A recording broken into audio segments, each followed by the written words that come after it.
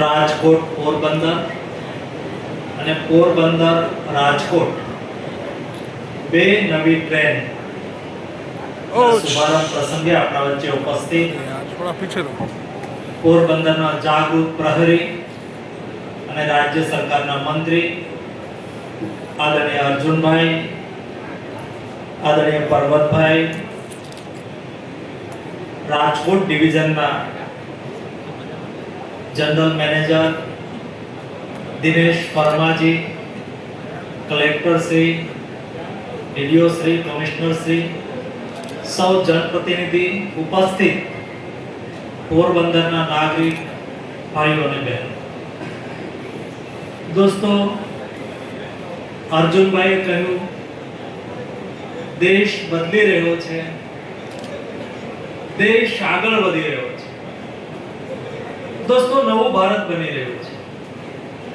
ए नवो भारत केवो होय एमने कह્યું કે स्वच्छ रेलवे स्टेशन होय, रेलवे स्टेशन पर उत्तम व्यवस्था होय, भाड़ा सस्ता होय, परंतु बेहतर कनेक्टिविटी होय, लोगोनी सुविधा सचवाती होय, रोड कनेक्टिविटी, रेल कनेक्टिविटी અને એર કનેક્ટિવિટી આ ત્રણેય કનેક્ટિવિટી માણસના જીવનને સરળ બનાવતી હોય છે।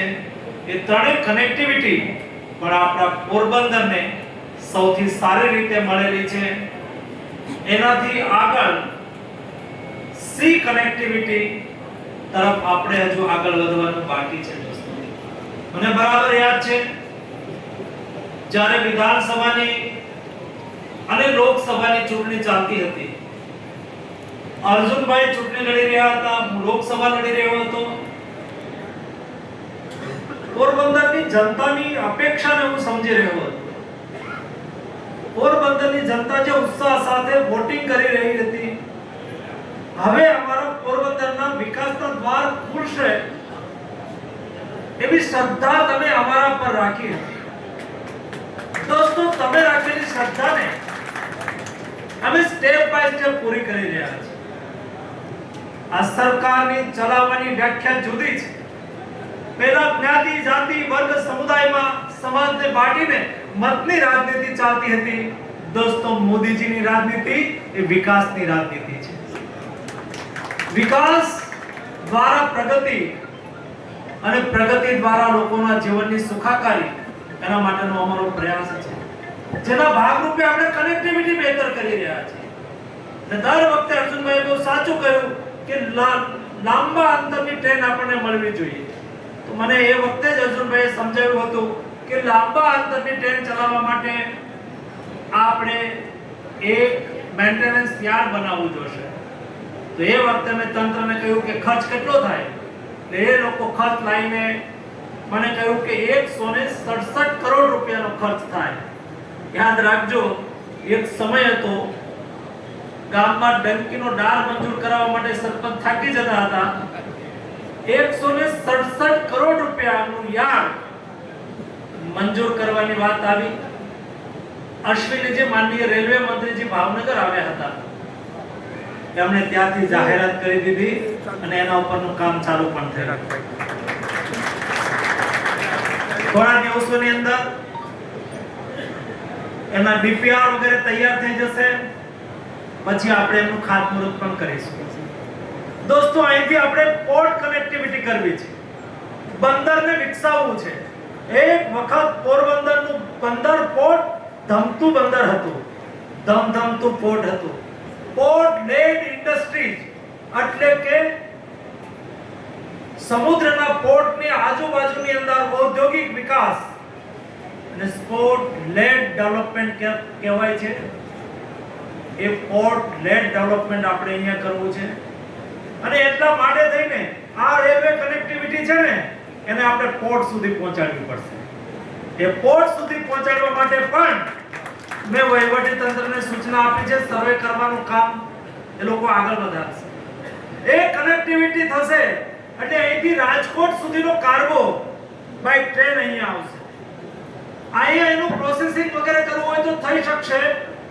ત્યાંથી એક ફીડર કનેક્ટિવિટી દ્વારા ઇન્ટરનેશનલ શિપિંગ લાઇનની અંદર કાર્ગો જતો રહે એ પ્રકારની વ્યવસ્થા આપણે પોરબંદરની અંદર દોસ્તો ઊભી કરવી છે. આપણે આપણા બંદરને વિકસાવવું છે. આપણા બંદરની આજુબાજુમાં પુષ્કળ જમીન પડી છે.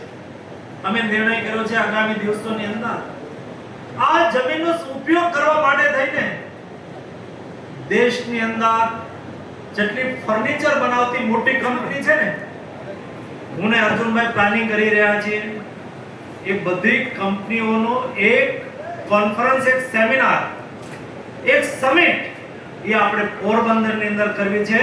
એને આપણે આ પોર્ટ બતાવવું છે, એને આપણે જગ્યા બતાવવી છે અને આપણે કહેવું છે કે તમે આવો, દુનિયામાંથી લાકડું લાવો, અહીંયા ફર્નિચર બનાવો, તમારે ભારતમાં વેચો એટલું ભારતમાં વેચો, તમારે એક્સપોર્ટ કરવું એટલું એક્સપોર્ટ કરી દો, પરંતુ ફર્નિચર પાર્ક અમારા પોરબંદરની અંદર બને એના માટે આપણે દોસ્તો પ્રયાસ કરીએ. આપણું પોરબંદર મહાત્મા ગાંધીની જન્મભૂમિ, સુદામાપુરી દોસ્તો. આ પોરબંદર એક હેરિટેજ શહેર છે, એક ધાર્મિક સ્થાન પણ છે, રાષ્ટ્રપિતાનું બર્થ પ્લેસ પણ છે. પોરબંદરને આપણે સોમનાથ વૈશ્વિક યાત્રાધામ સાથે હેરિટેજ ટ્રેનના દ્વારા જોડવું છે. મેં હમણાં જ આપણા ડિવિઝનલ મેનેજરને કહ્યું કે ભાઈ આપણે પોરબંદરથી હેરિટેજ ટ્રેન સોમનાથ સુધી ચાલુ ન કરી શકીએ. એમને મને કહ્યું કે સાહેબ આપ ઉપરથી મંજૂર કરાવી દો તો હું પ્રપોઝલ મોકલી દઈશ. આ પ્રપોઝલ મોકલી આપો, અમે ઉપરથી મંજૂર કરાવી દઈશું. દોસ્તો, એ હેરિટેજ ટ્રેન હોય, સામાન્ય ટ્રેન ચાલતી હોય એવી નહીં. એનો લુક પણ હેરિટેજ હોય, અંદર દોરેલા ચિત્રો પણ હેરિટેજ હોય, વ્યવસ્થા પણ ઉત્તમ હોય એવી ટ્રેન સોમનાથ અને પોરબંદર વચ્ચે ચાલતી હોય તો જે યાત્રાળુ સોમનાથ આવે એ યાત્રાળુ પોરબંદરની અંદર પણ આવે. આપણે આગામી દિવસોની અંદર પોરબંદરને ટુરિઝમ હબ તરીકે પણ વિકસાવવું છે. દોસ્તો, આપણે આપણા પોરબંદરને રળિયામણું પોરબંદર બનાવવું છે. આપણા પોરબંદરને સમૃદ્ધ પોરબંદર બનાવવું છે.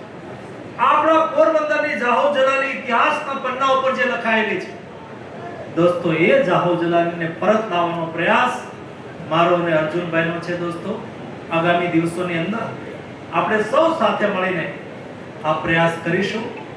આજના દિવસે અમે લોકો રાજકોટથી નીકળ્યા હતા. સવારે રસ્તાની અંદર 15-20 સ્ટેશન આવ્યા. ઉત્સાહપૂર્વક લોકોએ આ ટ્રેનને વધાવી અમારું અભિવાદન કર્યું. એટલે અમારે પહોંચતા પણ ઘણું મોડું થયું, પરંતુ એટલા લેટ ટાઈમ થયો હોવા છતાં પણ પોરબંદર વાસીઓએ અમારું અદકેરું સન્માન કર્યું, અમારું સ્વાગત કર્યું. આ ટ્રેનને તમે આવકાર આપ્યો. આપ સૌને ખૂબ